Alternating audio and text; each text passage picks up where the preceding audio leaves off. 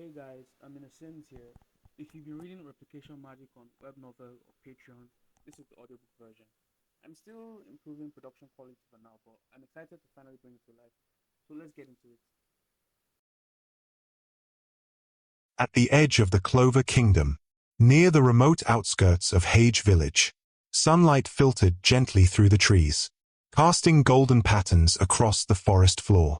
Insects rustled, birds chirped softly. The forest breathed. At the border of the woods, a moss-covered stone stood quietly.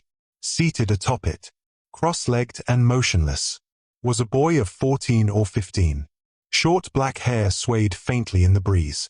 His posture was calm, serene, meditating. The scent of damp earth and green leaves slowly stilled his thoughts. Then, tap, like a single drop of water, falling into a tranquil lake. A ripple passed through his mind. Yuki had entered an empty-minded state. In that stillness, he sensed something flowing through the air. Invisible, gentle, but undeniably present.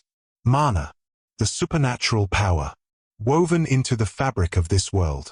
As Yuki focused, the mana around him began to resonate with the mana within his body, like streams of water, quietly merging together.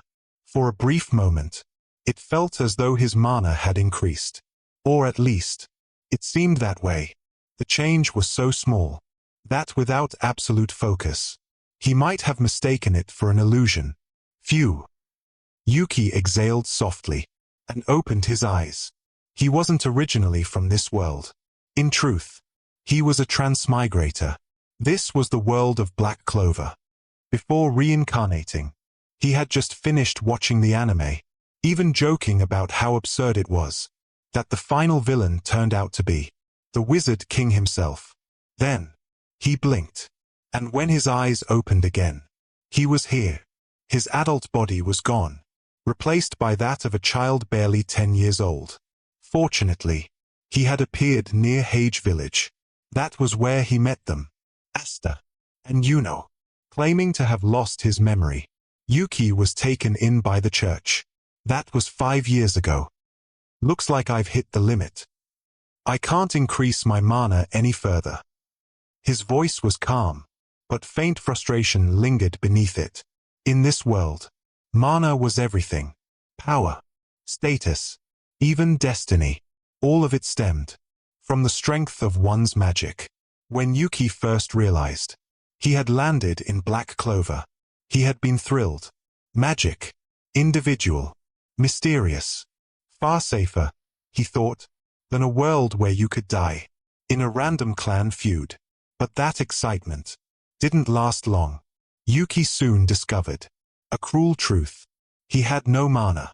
Worse yet, he didn't get a system either. That combination had driven him to despair. Still, there was one small comfort. Because of his lack of mana, he got along best with Asta. The two were kindred spirits, mana-less outcasts. Asta, who believed himself the only person in the world without magic, had been ecstatic to meet Yuki, a true comrade. That belief didn't last. Over time, something strange was discovered. Yuki did have mana. According to a doctor, his mana had been temporarily depleted, overused, bottomed out. The church even speculated that this mana exhaustion caused his memory loss. Of course, Yuki knew that wasn't true. Yuki drew in a quiet breath. Once more, he stilled his thoughts. In the silence of his heart, he willed his magic to stir. Under his steady gaze, silvery mana began to boil. It twisted, shifted, and in an instant, a small flame flickered to life in his hand. The flame changed. Wind, then soil, then water, and finally, fire once more.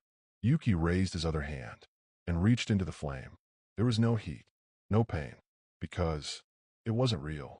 No matter what shape it took, fire, wind, earth, or water, the essence never changed. It was still the same, amorphous silver mana. As I thought, I still can't figure out what kind of magic I actually have. With a wave of his hand, the energy dispersed. Yuki rubbed his temples. a faint headache forming. Ever since awakening his mana, he had tried to understand its nature. But even now, he had no clear answer. So far, he had managed to summarize 3 traits. First, his mana could take on any form, but never the essence.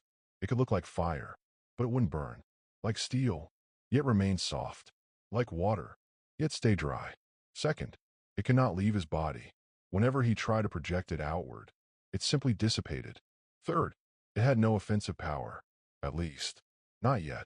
Those were the defining traits of his magic.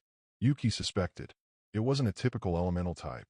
It might be closer to Captain Rill's painting magic, a magic that required a medium to truly manifest power. In this world, magic was tied to the soul. Even mages with the same element cast spells differently. Their imagination mattered. Yuki had tried to visualize the power he wanted most, but having seen too many incredible abilities in his previous life, his mind was flooded with options. He couldn't decide, and perhaps because of that, his magic could mimic anything, yet possessed nothing. Looks like I'll only know for sure once I get my grimoire. Yuki sighed softly. Just then, Yuki! Yuki! I'm here! a wild, exuberant voice howled through the forest. Birds scattered into the sky. Moments later, a short, muscular boy burst out from between the trees. Spiky gray hair, explosive energy. Asta, There you are! I'm so jealous! Just sitting around like that actually helps you increase mana? That's totally unfair! Why does it only work for you? Asta's eyes sparkled with admiration, though deep within, a trace of disappointment flickered and vanished. Could you lower your voice a little, Asta? Yuki winced, rubbing his abused ears.